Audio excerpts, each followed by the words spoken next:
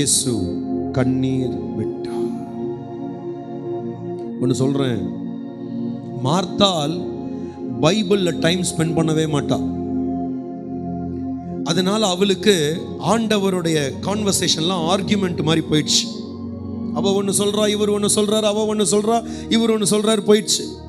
ஆனா மேரி அவர் பாதத்திலேயே இருப்பா. பைபிள் பைபிள் பைபிள் பைபிள்னே உட்கார்ந்துருப்பா.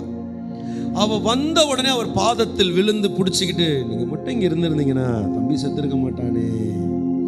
அதை கேட்கும் போது அவ அழுகிறத பார்த்த உடனே, ஒருத்தி அழுகல, ஒருத்தி கோபத்துல கத்துறா, இவ அழுகிறா.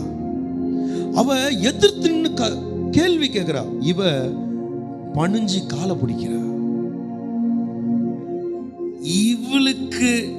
இவளுக்கு ஆண்டவர் ரிப்ளை எப்படின்னா, இயேசு கண்ணீர் விட்டார். இவளுக்காக அவர் அழுதார். நான் இன்னைக்கு சொல்றேன், நீங்க மட்டும் அவருடைய சமூகத்தில் தங்குறவங்களா இருந்தீங்கன்னா, உங்களுக்கு ஒரு பிரச்சனைனா அவர் மனஸ்தாபப்படுவார், அவர் அழுவார். நீங்க அழுவறத பார்த்து அவர் அழுவார். அதான் சொல்லல, he is 100% human, 100% God. உங்க இமோஷன் அவரால் புரிஞ்சிக்க முடியும். நீங்க என்ன ஃபீல் பண்றீங்கன்றத லிட்டரலா he can understand. அவ்வளவு அழகா போட்டிருக்கு பாருங்களேன். அவள் அழுகிறதை, அவர்களோடு வந்த யூதர்கள் அழுகிறதையும் இயேசு கண்டபோது ஆவியிலே கலங்கி துயரமடைந்து.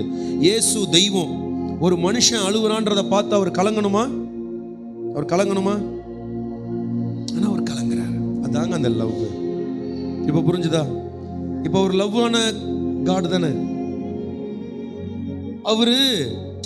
அவருக்கு தேவனுடைய திட்டம் தெரியுது.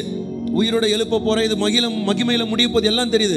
ஆனா அது வரைக்கும் இந்த கஷ்டம் இருக்குல்ல, இந்த கஷ்டத்துல நீங்க அழுவுறீங்கல்ல, நொந்து போறீங்கல்ல, உடையிறீங்கல்ல, அந்த நேரம் நீங்க புரிஞ்சுக்கோங்க, உங்களுக்காக அவரும் அழுதுட்டு தான் இருக்கார். உங்களுக்காக அவரும் கலங்கிட்டு தான் இருக்கார். அவர் துயரம் அடைகிறார். அதை புரிஞ்சுக்கோங்க. அவர் ஒன்றும் நீங்க படுற கஷ்டத்தை பார்த்துட்டு சாடிஸ்ட் மாதிரி சந்தோஷப்பட்டுட்டு இல்லை. உங்களுக்கு கஷ்டம் நடக்கும்போது அவருடைய ஹார்ட்டும் ட்ரபிள் ஆகுது. ஆனா அவருக்கு என்ன தெரியுமா பிரச்சனை? ஐயோ, என் நேரம் வரலையே, இப்ப நான் செய்ய முடியாதே, என் கை கட்டப்பட்டிருக்கேன், சாரி, வேற வழியில் உன் கூட சேர்ந்து நானும் அழுகிறேன், அதுதான் முடிஞ்சு போச்சு. அவர் நிற்கிறாரு. ஏன்னா he is the God of time.